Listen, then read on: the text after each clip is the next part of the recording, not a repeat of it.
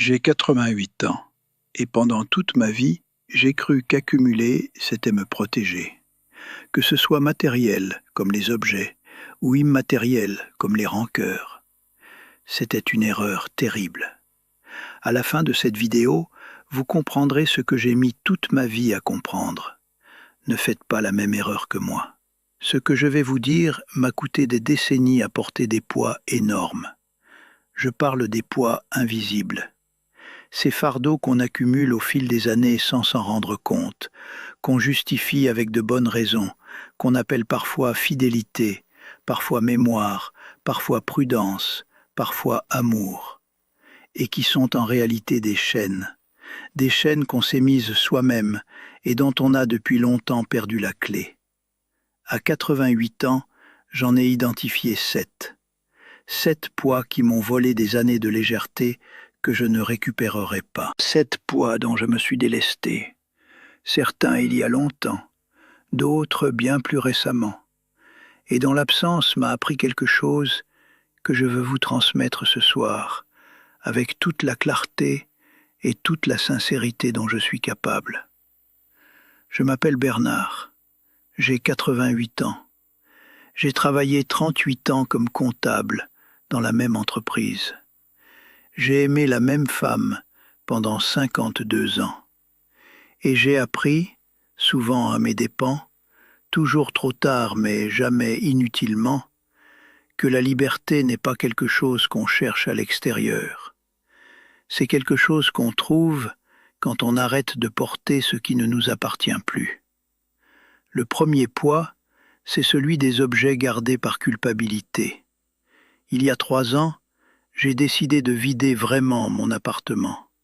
Pas juste ranger, pas juste réorganiser, vider. Regarder chaque chose en face et décider honnêtement si elle méritait de rester dans ma vie ou si elle n'y était que parce que je n'avais pas eu le courage de la mettre dehors. Ce que j'ai trouvé m'a surpris. Pas les grandes choses, les petites. Une vieille montre que mon beau-frère m'avait offerte il y a 40 ans et que je n'avais jamais portée parce qu'elle ne me plaisait pas, mais que je gardais parce que la jeter me semblait ingrat. Des vêtements qu'Hélène m'avait achetés et que je ne mettais plus depuis sa mort, mais que sortir de l'armoire me paraissait être une façon de l'effacer. Des cadeaux de mes enfants, des bibelots sans âme, des objets de circonstance qu'on offre quand on ne sait pas quoi offrir, et qu'on reçoit avec un sourire, et qu'on range dans un coin en se disant qu'on les sortira un jour. Ce jour n'était jamais venu. J'avais passé un après-midi entier à faire le tri, et à la fin de cet après-midi, avec des sacs à donner à la porte et des étagères qui respiraient enfin, j'avais compris quelque chose d'essentiel. Les souvenirs ne sont pas dans les objets, les souvenirs sont en nous, dans les images que nous portons, dans les odeurs qui reviennent parfois sans prévenir, dans la façon dont certains mots prononcés par quelqu'un qui n'est plus là résonnent encore des années après. La montre de mon beau-frère ne me rappelait pas mon beau-frère. Elle me rappelait que je n'avais pas pu lui dire non quand il me l'avait offerte. Ce n'est pas un souvenir, c'est une culpabilité. Et la culpabilité n'a pas à prendre de la place dans votre armoire. Donnez, jetez, transmettez. Gardez ce qui vous touche vraiment, ce qui vous appartient vraiment, ce qui dit quelque chose de vrai sur qui vous êtes. Le reste, laissez-le partir. Chaque objet dont vous vous délestez allège quelque chose de plus profond que votre appartement. Le deuxième poids est le plus douloureux à porter, parce qu'on lui donne un nom qui semble honorable. On l'appelle mémoire. On l'appelle ne pas oublier. On l'appelle rester fidèle à ce qu'on a vécu. Mais son vrai nom, c'est la rancœur. J'ai eu un frère, Robert. Nous avions eu une dispute il y a plus de 20 ans, pour une raison que je n'arrive même plus à reconstituer clairement aujourd'hui. Une histoire de succession après la mort de notre mère. Une décision qu'il avait prise sans me consulter et que j'avais vécu comme une trahison.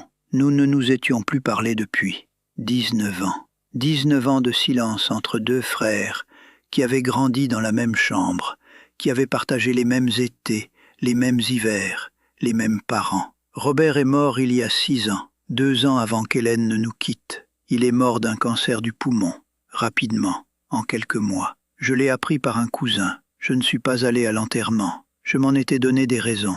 La distance, le temps, la logistique. Des raisons qui n'en étaient pas. La vraie raison, c'est que j'avais passé 19 ans à entretenir quelque chose que j'appelais ma dignité et qui était en réalité mon orgueil. À nourrir une blessure pour ne pas avoir à la regarder guérir, parce que la guérison aurait exigé que je fasse un pas que je n'avais pas voulu faire.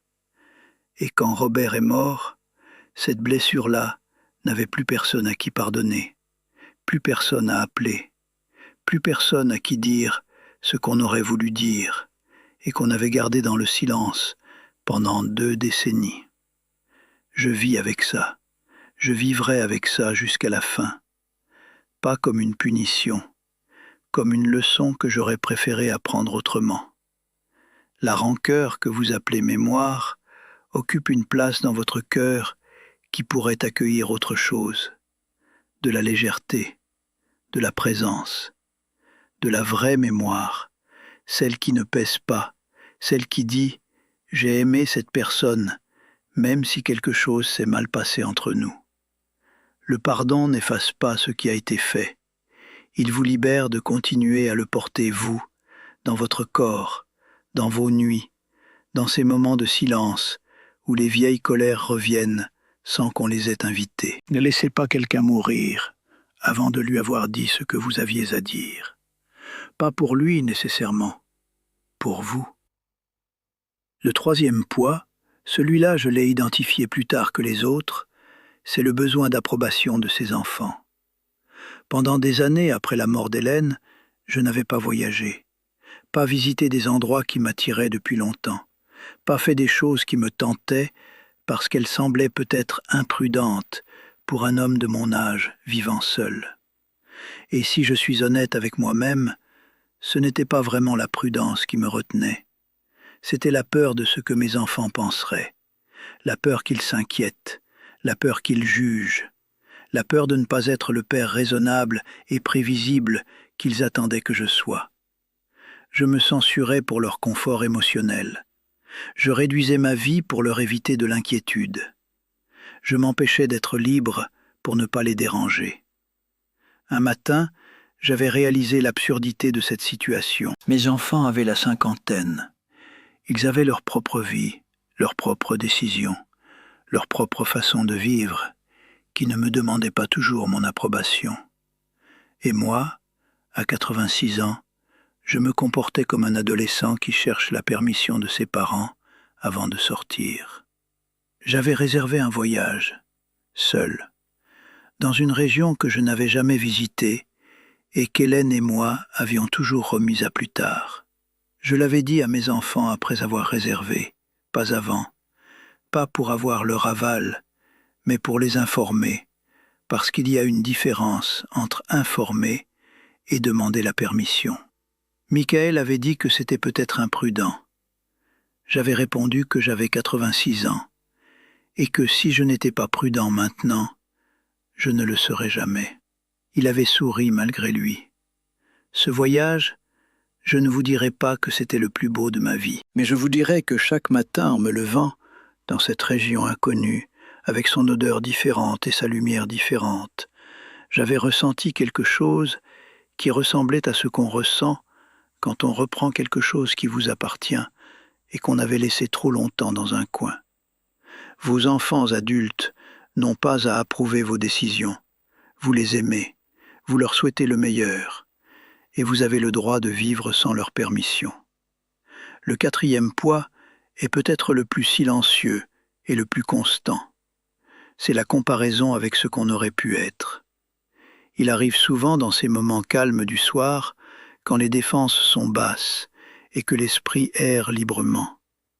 Ce personnage qui surgit, cette version fictive de vous-même qui aurait fait différemment à 30 ans, qui aurait pris ce risque, choisi cette voie, dit oui là où vous avez dit non, ou non là où vous avez dit oui. Ce fantôme de vous-même qui aurait eu une vie meilleure, plus accomplie, plus conforme à ce que vous aviez rêvé dans votre jeunesse.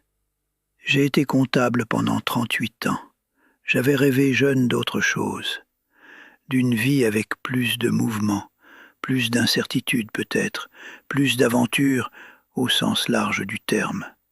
Et pendant longtemps, j'avais comparé la vie que j'avais à la vie que j'aurais pu avoir si j'avais fait d'autres choix. Cette comparaison m'avait volé beaucoup de satisfaction.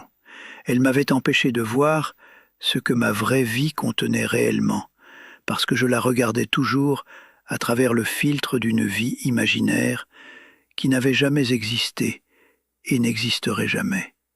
La vie qu'on n'a pas vécue est toujours parfaite, parce qu'elle n'a pas à se confronter à la réalité. Elle n'a pas ses propres difficultés, ses propres deuils, ses propres erreurs. Elle est parfaite précisément parce qu'elle est fictive. Et la comparer à votre vraie vie, c'est comparer quelque chose de réel avec toutes ses imperfections à quelque chose d'imaginaire avec aucune des siennes.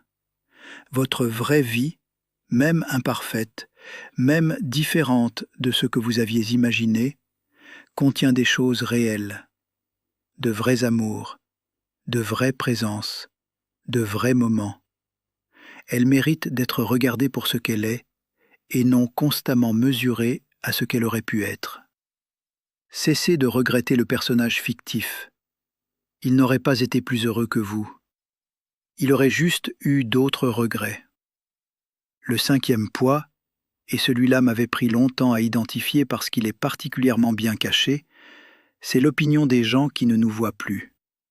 Pendant des années, j'avais continué à agir selon des jugements qui avaient été prononcés des décennies plus tôt par des gens qui n'étaient plus dans ma vie. Un ancien collègue qui avait dit un jour que j'étais trop prudent dans mes décisions professionnelles et dont l'opinion m'avait suivi pendant 20 ans, sans qu'il le sache, et sans que je lui ai jamais reparlé.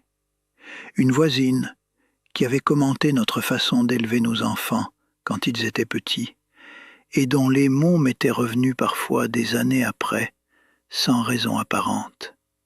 Des jugements anciens, datés, prononcés par des gens qui avaient peut-être oublié de les avoir dits, et qui continuaient pourtant à influencer silencieusement certaines de mes décisions. C'est absurde quand on le voit comme ça, je le sais, mais essayez de compter combien de fois vous avez fait ou évité quelque chose à cause d'une opinion que quelqu'un a émise sur vous il y a 10, 20, 30 ans. Quelqu'un qui n'est plus là, quelqu'un qui ne se souvient peut-être même plus de vous avoir connu. Ces gens-là ne vous regardent plus. Ils ont leur propre vie, leurs propres préoccupations. L'espace mental que vous leur accordez encore, ils ne l'occupent plus que dans votre tête, et cet espace, vous pouvez le récupérer, complètement, sans leur permission puisqu'ils ne savent même pas qu'ils l'occupaient.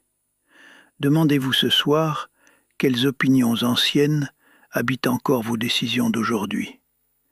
Vous serez peut-être surpris de ce que vous trouverez. Le 6e poids est l'un de ceux dont je vous ai déjà parlé dans une autre vidéo, mais qui mérite sa place ici, parce qu'il est particulièrement courant et particulièrement dévastateur à un certain âge. C'est l'urgence de remplir le silence. Après la mort d'Hélène, j'avais eu peur du silence. Cette peur était normale, légitime, attendue. Le silence qu'elle avait laissé était réel et douloureux d'une façon physique presque. Et pendant un temps, j'avais cherché à le remplir. La télévision allumée en permanence, pas pour regarder, mais pour avoir des voix. Les appels téléphoniques inutilement prolongés, les sorties multipliées, non pas parce que j'en avais envie, mais parce que rentrer dans un appartement silencieux me demandait un courage que je n'avais pas toujours. Et puis j'avais compris quelque chose que je n'aurais pas pu comprendre avant de l'avoir traversé. Le silence ne fuit pas. Plus on le fuit, plus il grossit. plus il prend la forme d'une menace. La seule façon de l'apprivoiser, c'est de s'asseoir dedans, de le laisser être là, de ne pas chercher à le remplir avant d'avoir eu le temps de l'habiter vraiment. Dans ce silence, une fois qu'on a arrêté d'en avoir peur, il y a des choses, des pensées qui n'avaient pas de place avant, parce qu'elles étaient noyées dans le bruit, des questions sur ce qu'on veut vraiment, sur ce qui compte vraiment, sur qui on est quand on enlève tous les rôles qu'on a joués pendant des décennies, le mari, le père, le collègue, le voisin serviable. Ces questions-là n'émergent que dans le silence. Et leurs réponses, quand elles viennent, valent toutes les heures de bruit qu'on avait mises à leur place. Apprenez à vous asseoir dans votre propre silence, pas pour toujours, pas en permanence, mais assez longtemps pour vous retrouver vous-même là où vous ne vous étiez peut-être jamais vraiment cherché. Le 7e poids est le dernier, et c'est selon moi le plus lourd de tous. Pas parce qu'il est le plus douloureux, parce qu'il est le plus paralysant, parce qu'une fois qu'il est installé, il neutralise tout le reste. Il s'appelle la croyance qu'il est trop tard. Il est trop tard pour changer. Il est trop tard pour apprendre quelque chose de nouveau. Il est trop tard pour prendre une décision différente, pour réparer quelque chose qui s'est abîmé, pour commencer quelque chose qu'on n'a jamais commencé. Il est trop tard parce que j'ai 70 ans, 75 ans, 80 ans, 88 ans, et que les choses importantes se font à 30 ans, à 40 ans, quand on a encore le temps et l'énergie et les possibilités. C'est le mensonge le plus confortable qui existe, parce qu'il est aussi le plus pratique. Il justifie l'immobilité. Il donne une explication respectable à la peur du changement. Il permet de ne rien faire en se donnant bonne conscience, parce qu'après tout, ce n'est pas de la lâcheté, c'est simplement du réalisme. Je me suis mis à écrire à 86 ans. Pas quelques lignes dans un carnet, vraiment écrire. Des récits, des souvenirs, des réflexions longues sur ce que j'avais vécu et ce que j'avais compris. J'avais commencé parce que j'en avais besoin, parce que les mots cherchaient une sortie et que le papier était là. Et quelque chose s'était produit que je n'avais pas anticipé. Écrire m'avait rendu quelque chose, une façon de voir les choses plus clairement, de les ordonner, de trouver dans ce qui était arrivé un sens que je n'avais pas su voir sur le moment, une voix qui était entièrement mienne. J'ai aussi appelé mon frère Robert dans ma tête, trop tard pour que ça compte vraiment, mais j'ai au moins arrêté de porter la rancœur contre lui. Ce n'était pas trop tard pour ça. Il n'était plus là pour le recevoir, mais moi, j'étais là pour le lâcher. Et le lâcher, c'était suffisant. À 88 ans, j'ai décidé de choses que je n'aurais jamais décidées à 60. J'ai choisi mes présences. J'ai vidé mon appartement. J'ai fait un voyage seul. J'ai commencé à écrire. J'ai appris à m'asseoir dans le silence sans en avoir peur. J'ai cessé de regretter le comptable qui aurait pu ne pas être comptable. J'ai lâché des rancœurs que je portais depuis des décennies. Rien de tout ça n'était trop tard. Rien. Et si vous croyez que pour vous c'est différent, que votre situation est particulière, que vos raisons sont meilleures que les miennes pour rester où vous êtes et continuer à porter ce que vous portez, je vous dirai ceci avec tout le respect que j'ai pour vous et pour votre vie.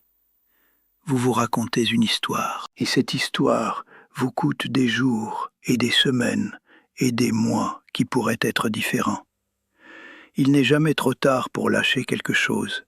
Il n'est jamais trop tard pour décider de marcher moins courbé. Pas parce que le passé va changer, parce que vous pouvez changer la façon dont vous le portez. Et cette différence-là, entre porter son histoire et être écrasé par elle, c'est toute la différence entre vivre et survivre. Je m'appelle Bernard, j'ai 88 ans. Mes mains tremblent un peu. Mon dos me parle chaque matin. Et je suis plus léger aujourd'hui qu'à 60 ans. Pas parce que la vie m'a épargné, elle ne m'a pas épargné, mais parce que j'ai appris, très lentement et à mes dépens, à déposer ce qui ne m'appartenait plus. Poser les poids, un par un. Pas tous en même temps, ça non, ça ne marche pas comme ça. Mais un par un, avec le temps qu'il faut, avec l'honnêteté qu'il faut. Et regardez ce qui se passe quand vous marchez sans eux. Si cette vidéo vous a touché, si elle a nommé quelque chose que vous portez en ce moment, dites-le moi dans les commentaires. Dites-moi quel poids vous aimeriez poser en premier. Je lis tout. Et si vous connaissez quelqu'un qui ploie sous des fardeaux qu'il ne voit plus vraiment parce qu'il les porte depuis trop longtemps, partagez cette vidéo. Parfois, le premier pas, c'est simplement de savoir que le poids a un nom.